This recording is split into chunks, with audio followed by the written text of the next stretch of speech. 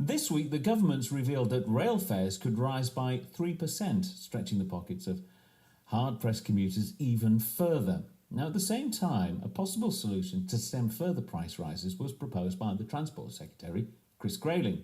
Unions say it would result in their members being less well paid. With those arguments and the crisis over train timetables and cancelled services, commuters are more likely than ever to be feeling hard-pressed. Now, the Railway Fellowship is a Christian organisation which provides support for anyone who is distressed while travelling on the railways. We have on the line Liam Johnston from Railway Mission, the Christian charity, which provides assurance to commuters and staff on railways. He's also a senior chaplain to the railway industry and the British Transport Police as well. He's with us on the line. Good morning to you, Liam. Good morning. While the things we've mentioned there, some people might say are headline grabbing, what are the situations you most commonly encounter and have to deal with probably on a day-to-day basis? Well, Railway Mission provides an independent, confidential pastoral care for anyone working on the railways or affected by railway operations, regardless of their faith or background. So if you imagine all the problems and difficulties that are faced in any town by any family, the railways is a microcosm of the wider society. So we have all those same problems. But it's compounded by the numbers of fatalities and nastier things that we see on the railway. We have about 300 a year fatalities on the railway, mainly through suicide. And we've also supported over the last year British Transport Police and the rail industry through the recent terrorist attacks that we've had. So it really is a wide range of things that we deal with. Do you feel that commuters are generally becoming more stressed than they were a few years ago, or do you think that's just life in general? Well, yeah, I do think that life has become more stressful for everyone. Sometimes people just do need to stop and refocus on what's important, and having somebody like ourselves that is independent and confidential to be able to share problems and joys with is sometimes something of real value. But obviously the industry has gone through a tremendous amount of upheaval. This major timetable change, which has caused so many problems, as well as the fare rises and the strikes, all these things have just added to the stress that commuters and railway staff face on a day-to-day basis. When you say to somebody, I'm from Railway Mission, which is a Christian charity, is that a problem in a multi-faith and secular world? No, I don't believe it is. I think being honest about your faith is important. I think honesty and mutual respect is the foundation of good relationships and a good society.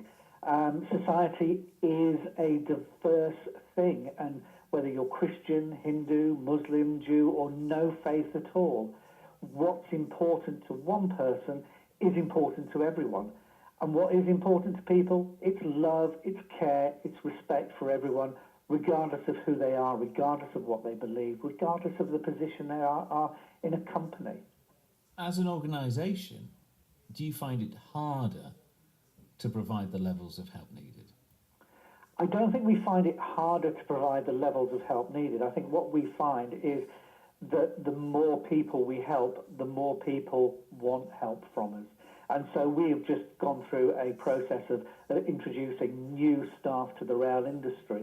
And so we've introduced 5 new full-time chaplains to the railway because we are responding to that growing need. So the needs remain the same, but the more we do, the more people are looking for that help and support.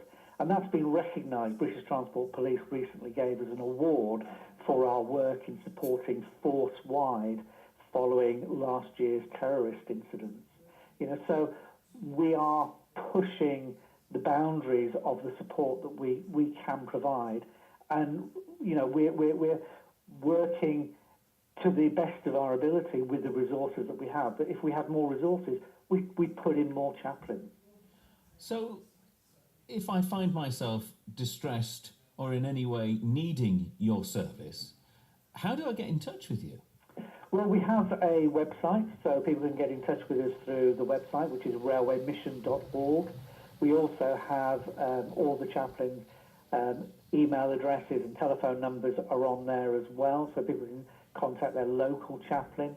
Plus, we also give out railway mission calendars, which is a calendar with 12 months, obviously, but each month has a nice picture of a train on for people to keep them interested. But it has our details on there, and we produce 55,000 of those a year, and they're distributed across the rail network and to people who write in and ask us for them. And they're free of charge, but we're happy to accept a donation for them because they do cost us to produce. But we produce those and just give them out, so people have got our contact details in front of them all the time. And are people shocked, pleasantly surprised when they find out that an organisation like this actually exists? I think a lot of people are pleasantly surprised. A lot of folks don't really think about chaplaincy at all until something horrible happens. And unfortunately, it is those horrible things and the difficult times when people start thinking about pastoral support. But we're there every day. Most of our chaplains are full-time, and so we're there building relationships so that people understand that we are independent from the industry, our support is confidential, and it is open to everybody who is either working on the railway or those who are affected by railway operations. Nice to talk to you. I really appreciate you spending some time with us this morning. That was Liam Johnston, from Railway Mission, a Christian charity which provides assistance to commuters and staff on the railways. It's 9:15 now.